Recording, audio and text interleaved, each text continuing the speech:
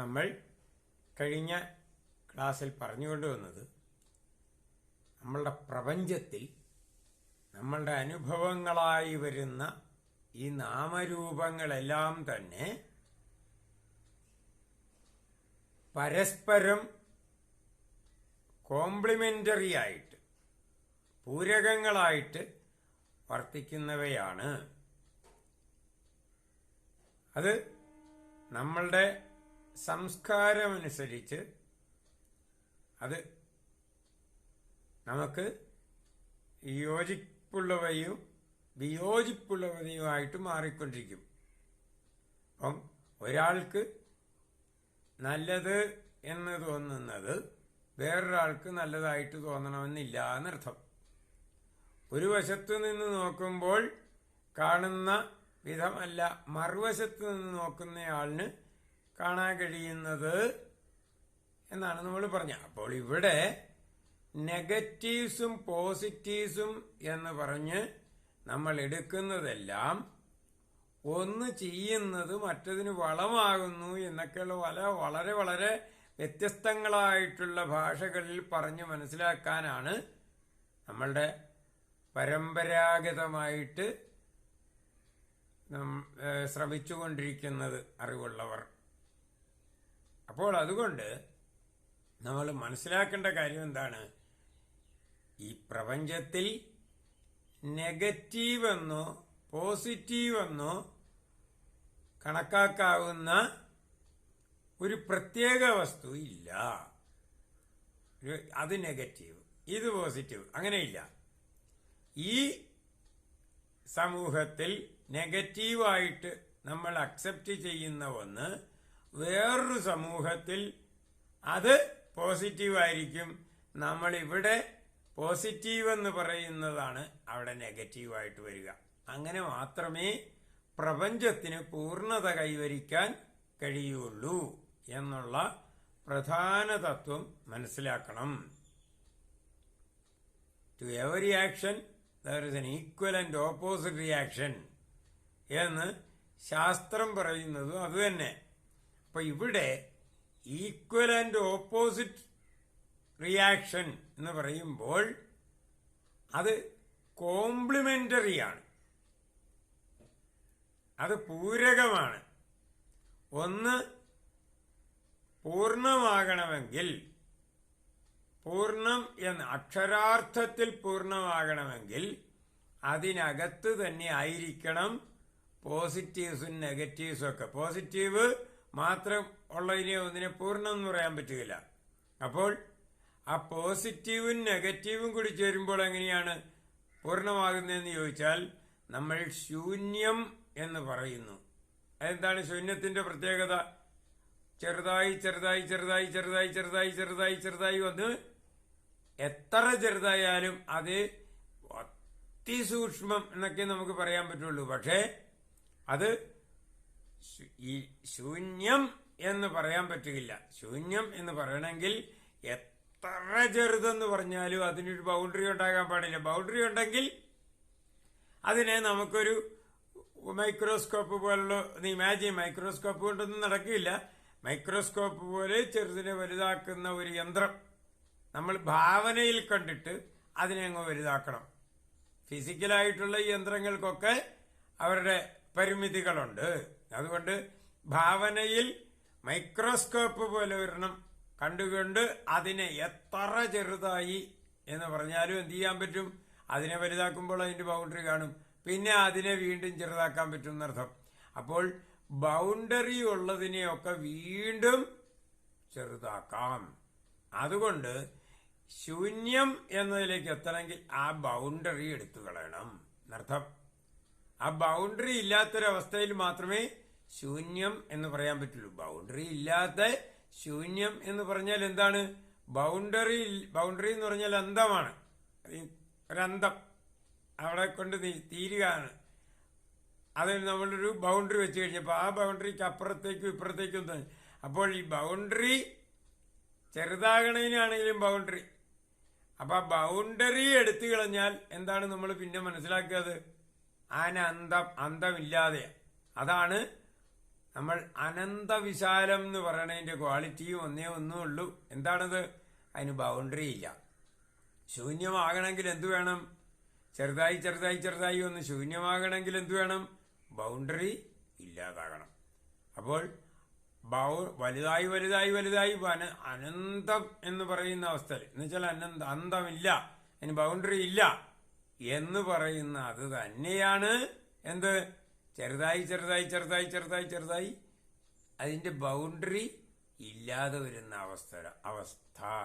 അപ്പോൾ അനന്തവും ശൂന്യവും ഒന്നാകുന്ന അവസ്ഥയാണ് എന്ത്? പൂർണ്ണം. അക്ഷരാർത്ഥത്തിൽ, ആ ശബ്ദത്തിന്റെ ശരിയായിട്ടുള്ള അർത്ഥത്തിൽ പൂർണ്ണം എന്ന് പറയണമെങ്കിൽ അനന്തം എന്ന് നമ്മൾ ഉദ്ദേശിക്കുന്ന ആ വിശാലാവസ്ഥയും അനന്തം എന്ന് പറയേണ്ടി വരുന്ന ആ ശൂന്യാവസ്ഥയും ഒന്ന് തന്നെ എന്ന് പറയേണ്ടി വരും. അപ്പോൾ ശരിക്കും മനസ്സിലാക്കണമെങ്കിൽ, അപ്പോൾ അനന്തവും ശൂന്യവും ഒന്നാകുമ്പോഴുള്ള പ്രശ്നം എന്താണ്? അനന്തവും ശൂന്യവും ഒന്നായാൽ കഴിഞ്ഞാൽ എന്താണ്? ഇവിടെ ഒരു സ്പേസ് എന്ന് പറയുന്നത് ഇല്ലാതെ വരും. എന്താണ് സ്പേസ്? സ്പേസ് എന്ന് പറഞ്ഞാൽ എന്താണ്? നമ്മളിവിടെ ഒരു സ്പേസ് അല്ലെങ്കിൽ ഒരു ഈ വസ്തുവിനിരിക്കാനുള്ള ആ അവസ്ഥയാണ് സ്പേസ്. അതിനുള്ള ഒരു സ്ഥലം അതെന്ന് പറഞ്ഞാൽ ഒരു വസ്തു ഉണ്ട് എന്ന് പറയുമ്പോൾ എത്ര ഭാഗത്തുണ്ട് എന്ന് കാണുന്നതിനെയാണ് സ്പേസ് എന്ന് പറയുന്നത്. അത് എത്ര ഭാഗത്താണ്? ഒരു ബോള് ഇരിക്കുന്നു എന്ന് വിചാരിച്ചാൽ, ബോളൊക്കെ പറയുന്നത് ഒരു പ്രത്യേക ഒരു ഷേപ്പ് നമുക്ക് കണക്ക് കൂട്ടാനുള്ള എളുപ്പം മനസ്സിലാക്കാനുള്ള ഒരു കാര്യത്തിനാണ് ബോളിനെ പറയണത്. ബോള് അതിന്റെ സെന്ററിൽ നിന്ന് അതിന്റെ ഉപരിതലത്തിലേക്കുള്ള ആ ദൂരം എത്രയാണോ അത് എല്ലാ വശത്തേക്കും എത്ര കണ്ട് ആ ദൂരം എടുക്കുന്നു, അതിനെ എല്ലാം കൂടി ചേർത്താണ് നമ്മൾ അതിനെ വയ്ക്കാനുള്ള സ്പേസ് എന്ന് പറയുന്നത്. അല്ലേ? സെന്ററിൽ നിന്ന് അതിന്റെ ഉപരിതലത്തിലേക്ക് വരുന്ന ആ അവസ്ഥയാണ്, അതായത് ആ വ്യത്യാസം. ഈ ഉപരിതലത്തിൽ നിന്ന് സെന്ററിന്റെ അത് കുറച്ചു കഴിഞ്ഞാൽ അതിന്റെ എത്രയാണ് അത് ഉപയോഗിക്കുന്ന സ്പേസ് എന്ന് പറഞ്ഞു. ഇപ്പം ഒരു ഡിസ്ക്, അതിന്റെ നടുക്ക് ഒരു ഓട്ടയാണെന്ന് വെച്ചു പോയിരിക്കാണ്. അപ്പോൾ ആ നടുക്കുള്ള ഓട്ട എന്നുള്ളത് നമ്മൾ കൂട്ടുന്നില്ല, അത് ഉപയോഗിക്കുന്നില്ല. അതിന്റെ ഇപ്പുറത്താണ്, ആ ബൗണ്ടറി തൊട്ടാണ് അതിന്റെ സെന്റർ. അത് ആ വട്ടം ആണ് നമ്മൾ സെന്ററായിട്ട്, ആ സെന്റർ തൊട്ട്. അപ്പോൾ നടുക്കുള്ള ആ ഓട്ട ആ ഹോൾ നമ്മൾ ഉപേക്ഷിക്കും. എന്നിട്ട് ബാക്കി ബൗണ്ടറി വരെയുള്ള അതിനാണ് നമ്മൾ അതിന്റെ ഉപയോഗിക്കുന്ന സ്പേസ് എന്ന് പറയുന്നത്. അപ്പോൾ ഈ അകത്തുള്ള ഈ ദ്വാരം പോലുള്ള അത് കുറച്ച് കൊണ്ടുവന്ന് ആ ദ്വാരം ഇല്ലാത്ത അവസ്ഥയിൽ എന്തു പറ്റും? അത് ശൂന്യത എന്ന് പറയും. ശൂന്യത എന്ന് പറഞ്ഞാൽ അവിടെ ബൗണ്ടറി ഇല്ലല്ലോ. ആ ബൗണ്ടറി ഇല്ലാത്ത ശൂന്യതയിൽ നിന്ന് വിശാലമായ ശൂന്യതയിലേക്ക് ഉള്ള ദൂരമാണ് പ്രപഞ്ചം എന്ന് നമ്മൾ പറയുന്നത്. അപ്പൊ എന്തു പറ്റും? സ്പേസ് എന്ന് പറയുമ്പോൾ അതിന്റെ ആ ബൗണ്ടറി മൈനസ് സെന്റർ എന്നുള്ള നിലയ്ക്ക് വരുമ്പോൾ അതും ഇല്ലാത്തതായി മാറും.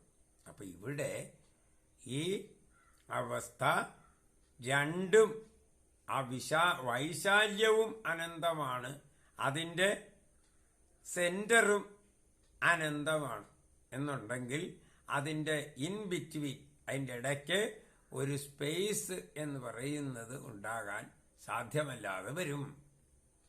അപ്പോൾ വാസ്തവത്തിൽ എന്താണ് ഇവിടെ സംഭവിക്കുന്നത്? അവിടെ സ്പേസ് ഇല്ല എന്ന് പറഞ്ഞാൽ മറ്റെല്ലാം നമ്മളുടെ ആരോപങ്ങളാണ്. സ്വപ്നം കാണുന്നത് പോലെയാണ്. സ്വപ്നത്തിൽ നമ്മൾ ഒരു ഇടുങ്ങിയ മുറിയിൽ കിടന്നുറങ്ങിയാൽ പോലും അതിന് അനന്തമായിട്ടുള്ള വിശാലമായ സമുദ്രത്തിലൂടെയോ മലകൾക്കിടയിലൂടെയോ ഒക്കെ, അല്ലെങ്കിൽ വലിയ വലിയ ആകാശത്തുകൂടിയോ പറക്കുന്നതായിട്ട് നമുക്ക് സ്വപ്നം കാണാൻ ഒരു പ്രയാസമില്ല. എന്താ കാര്യം? നമ്മൾ ഈ ഇടുങ്ങിയ ഭിത്തികൾ കൊണ്ട് വളരെ ഇടുങ്ങിയ വിധത്തിൽ ക്രമീകരിച്ചിട്ടുള്ള ഒരു മുറിയിലാണ് കിടന്നുറങ്ങുന്നത്. പക്ഷെ ഉറങ്ങുമ്പോൾ കാണുന്ന സ്വപ്നത്തിൽ ഈ പരിധികൾ ഒക്കെ വിട്ടിട്ടാണ് വളരെ വിശാലമായിട്ടുള്ള പല അനുഭവങ്ങളും നമുക്കുണ്ടാകുന്നത്. എന്താ കാര്യം? അതെല്ലാം നമ്മൾ ആരോപിക്കുന്നതാണ്. എവിടെയാണ് ആരോപം ഉണ്ടാകുന്നത്? നമ്മുടെ മനസ്സിൽ. എവിടെയാണ് കാണുന്നത്? പുറത്ത്. അപ്പോൾ നമ്മളുടെ ഉള്ളിൽ കാണുന്നത് പുറത്ത് നമ്മൾ ആട്രിബ്യൂട്ട് ചെയ്യാണ്. അതിനെ പ്രൊജക്റ്റ് ചെയ്ത് കാണുന്നു. എവിടെ? നമ്മളുടെ പുറമേ ഉള്ള ആ എവിടെ ഭിത്തി വല്ലതുണ്ടോ? ഭിത്തിയിലല്ല, ആ പുറമേയുള്ള ഒരു ആകാശത്താണ് നമ്മൾ അതിനെ പ്രൊജക്റ്റ് ചെയ്യുന്നത്. അങ്ങനെ നമ്മളുടെ ആശയങ്ങളെ ചുറ്റുമായിട്ട് 3D അനിമേഷൻ പോലെ അങ്ങോട്ട് പ്രൊജക്റ്റ് ചെയ്യുമ്പോൾ നമുക്കൊരു ജീവിതാനുഭവം ഉണ്ടാകുന്നു. അതുകൊണ്ട് തന്നെ എന്താണ് പറയുന്നത്? ബ്രഹ്മം അത് മാത്രമേ സത്യമായിട്ടുള്ളൂ. ബ്രഹ്മം എന്ന് പറഞ്ഞാൽ എന്താണ് ഇപ്പൊ നമ്മൾ മനസ്സിലാക്കിയത്? അനന്തവും ശൂന്യതയും അനന്ത വിശാലതയും ശൂന്യ അനന്തതയും വിശാലാനന്ദതയും ശൂന്യാനന്ദതയും എന്ന് പറഞ്ഞാൽ സെന്ററും ബൗണ്ടറിയും എന്നർത്ഥം. അത് ഒന്നാകുന്നതാണ് ബ്രഹ്മം. അതിനകത്ത് എല്ലാ നെഗറ്റിവിറ്റീസും എല്ലാ പോസിറ്റിവിറ്റീസും കൂടി ചേരുമ്പോഴാണ് ഈ ശൂന്യാനന്ദതയും വിശാലാനന്ദതയും ഒന്നാകുന്നത്. അങ്ങനെ വരുമ്പോൾ എല്ലാം അതിന്റെ അക്ഷരാർത്ഥത്തിൽ ശൂന്യം എന്ന് അനുഭവിക്കുന്ന വിധത്തിൽ പൂർണ്ണമായിരിക്കും എന്നർത്ഥം. അതിൽ നിന്നാണ് ഈ ഭാവനകൾ ഒക്കെ ഉരുത്തിരിഞ്ഞു വരുന്നത്. അപ്പൊ എല്ലാ ഭാവനകൾക്കും അതിനകത്ത് വരാൻ പറ്റും. എന്താ കാര്യം? ഇതിനൊന്നും മെറ്റീരിയൽ സ്റ്റാറ്റസ് വാസ്തവത്തിൽ ഇല്ലാതെ ഉള്ളതാണ്. പക്ഷെ അനുഭവിക്കുന്ന സമയത്ത്, നമ്മൾ സ്വപ്നം കാണുന്ന സമയത്ത് നമ്മളുടെ ഭാവനകൾക്കൊക്കെ മെറ്റീരിയൽ സ്റ്റാറ്റസ് ഉള്ളതായിട്ടാണ് നമ്മൾ മനസ്സിലാക്കുന്നത്. അപ്പോൾ മെറ്റീരിയൽ സ്റ്റാറ്റസ് ഉള്ള ആ ഒരു അവസ്ഥയിൽ നമ്മൾ അനുഭവത്തിൽ ഉണ്ടെങ്കിൽ പോലും അത് വേറൊരു തലത്തിൽ അതിനെ മനസ്സിലാക്കി വരുമ്പോൾ, അല്ലെങ്കിൽ ഉണർന്നു കഴിഞ്ഞാൽ തലം മാറി ആ തലത്തിൽ മനസ്സിലാക്കി വരുമ്പോൾ അതിന് മെറ്റീരിയൽ സ്റ്റാറ്റസ് ഇല്ലായിരുന്നു എന്ന് പറയേണ്ടി വരും.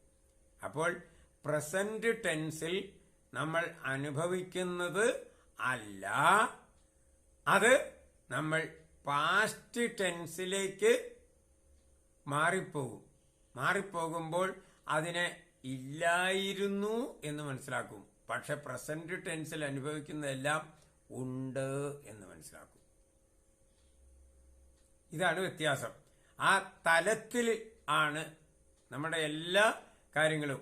സ്വപ്നം ആണ് എന്നൊരവസ്ഥ ഇല്ല. സ്വപ്നം ആണ് എന്ന് പറയാൻ പറ്റുകയില്ല.